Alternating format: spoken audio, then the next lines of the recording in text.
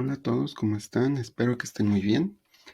El día de hoy vamos a dar un pequeño repaso sobre lo que son los lenguajes de programación, justamente porque pues ya los hemos mencionado en varios videos, hemos dicho, un lenguaje de alto nivel, que un lenguaje que tiene un compilador, ¿no? Ya vimos cómo se ejecutan las instrucciones dentro de la computadora, pero siento que han quedado un poco vagas estas ideas, entonces lo que haremos en esta sesión, bueno, en esta lección, será repasar todos estos conceptos ya un poco más detallados para que no haya tantas dudas sobre lo que es un lenguaje de programación, justamente porque a partir de la siguiente lección estaremos ya platicando, o más bien estaremos ya programando en un lenguaje de programación. Entonces, entender cómo es que funciona, cómo es que se compone un lenguaje de programación es importante, ¿no? Porque pues vamos a utilizar uno. Entonces, yo espero que después de este video quede un poco más clara la idea. De cualquier forma, si tienen dudas, algún comentario o alguna parte que no les quede clara, por favor díganme para poderlos apoyar y que sea lo más claro posible, ¿no? Entonces, bueno, como dijimos en la lección anterior, estábamos viendo nuestra metodología de solución de problemas y en algún punto llegamos a la etapa del desarrollo de la solución de problema. Y dijimos, pues ahí lo que tenemos que hacer es codificar el algoritmo ya en un lenguaje de programación, pero ya, eh, digamos, un poco más detalladamente qué es un lenguaje de programación, pues vamos a decir que en pocas palabras, un lenguaje de programación es una interfaz entre el usuario y la computadora. En este caso, en computación siempre utilizamos la palabra usuario, pero esta siempre puede tener distintos contextos, ¿no? Por ejemplo, un usuario normalmente es la persona que va a utilizar los programas que estamos utilizando. Pero en el caso de un lenguaje de programación, el usuario no es una persona común y corriente, sino que es un programador.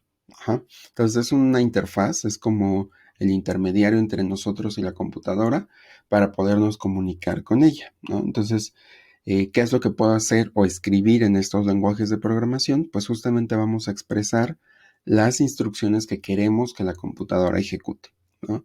Entonces, los lenguajes de programación se componen principalmente de dos elementos que son muy importantes, que son la sintaxis y la semántica, ¿no? Entonces, la sintaxis son las reglas que debemos seguir para escribir en este lenguaje de programación.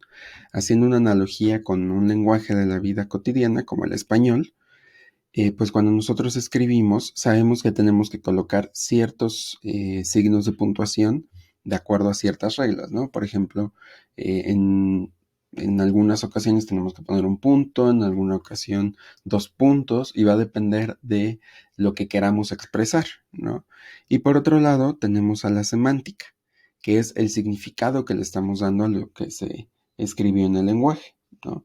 Entonces, en este sentido, eh, uno va leyendo lo que ya se escribió de acuerdo a cierta sintaxis y sabemos que tiene un significado para nosotros. Por ejemplo, si leemos los signos de interrogación en una oración, pues sabemos que lo que está expresando la persona que escribió eso es una pregunta. Entonces ya le estamos dando un significado a lo que quedó escrito.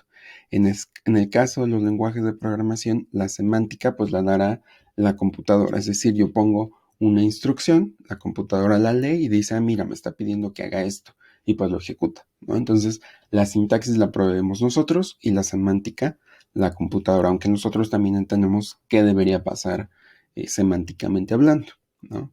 Entonces, los lenguajes de programación tienen muchos tipos de clasificaciones, o sea, podríamos clasificarlos de muchas formas. Ya vimos un tipo de clasificación, que fue la de por su nivel, y creo que es la que más vamos a estar utilizando durante el semestre, pero existen otro tipos de clasificaciones, por ejemplo, por el paradigma. De esto sí hablaremos en la siguiente lección, creo, o en una próxima, que pues nos permite clasificar a los lenguajes de programación por medio del estilo que utilizamos para programar en estos. Platicaremos de eso con más detalle en otro video. O también existe, por ejemplo, una clasificación por propósito.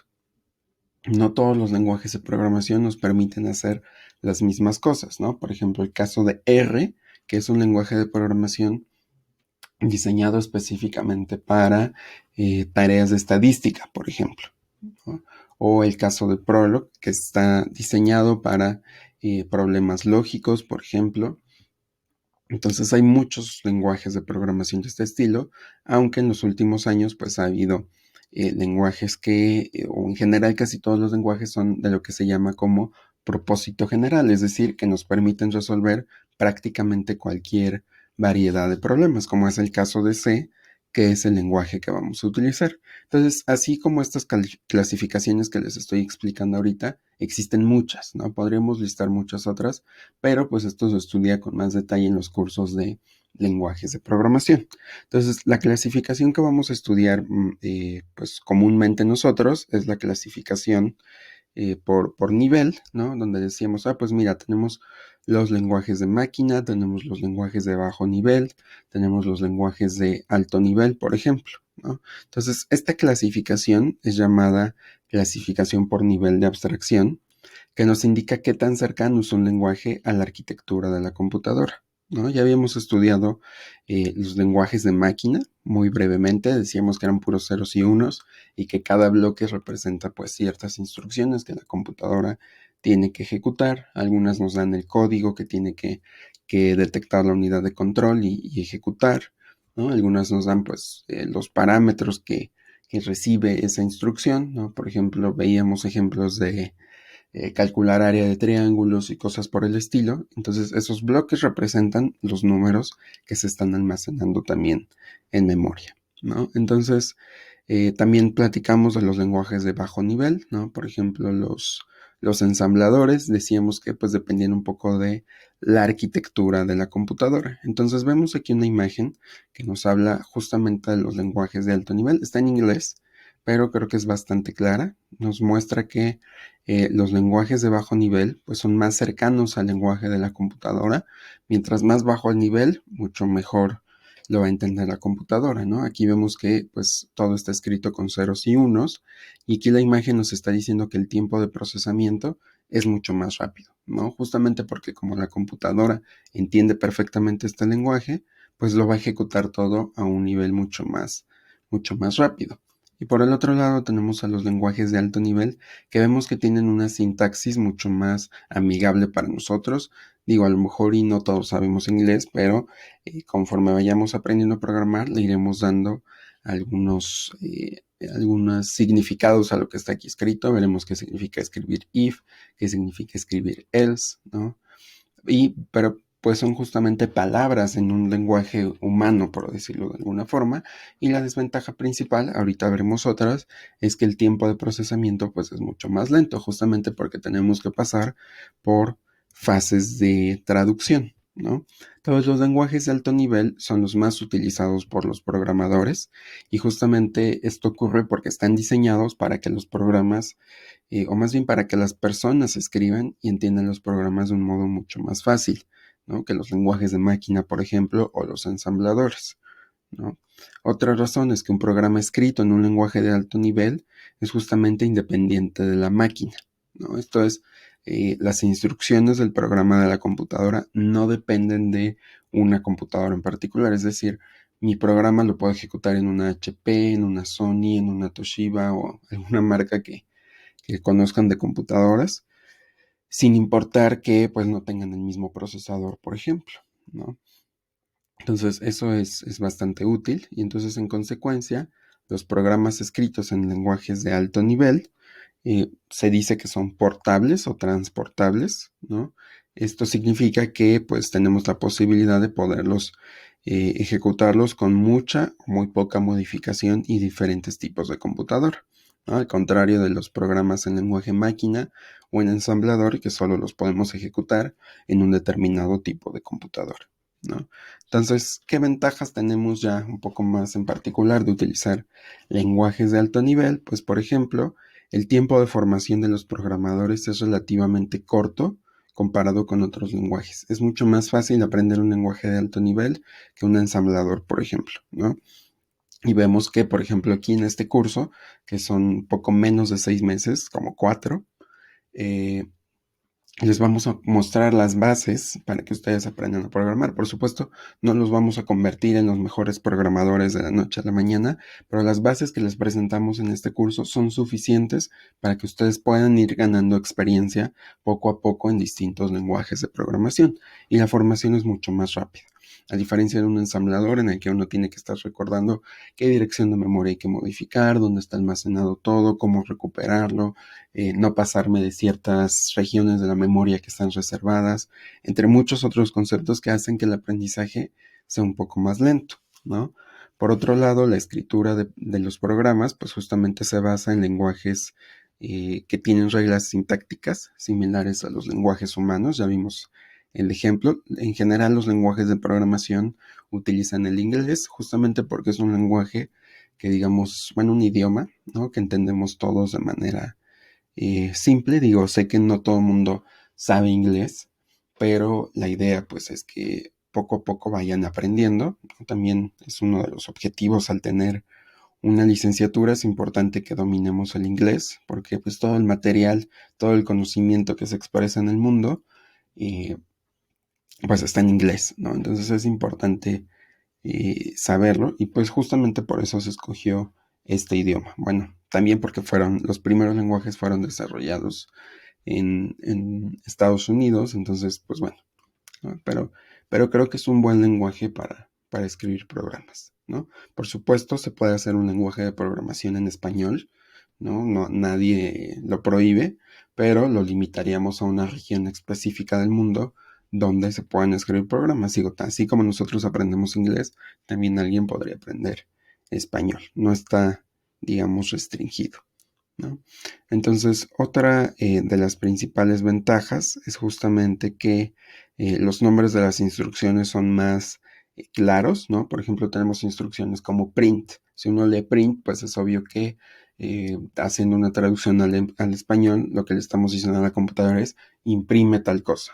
Si le decimos scan, es pues escanea o lee tal valor, ¿no? Si le decimos if, pues significa toma una decisión, ¿no? Que es el común: si pasa esto, haz tal cosa, ¿no? Y entonces tenemos instrucciones mucho más claras.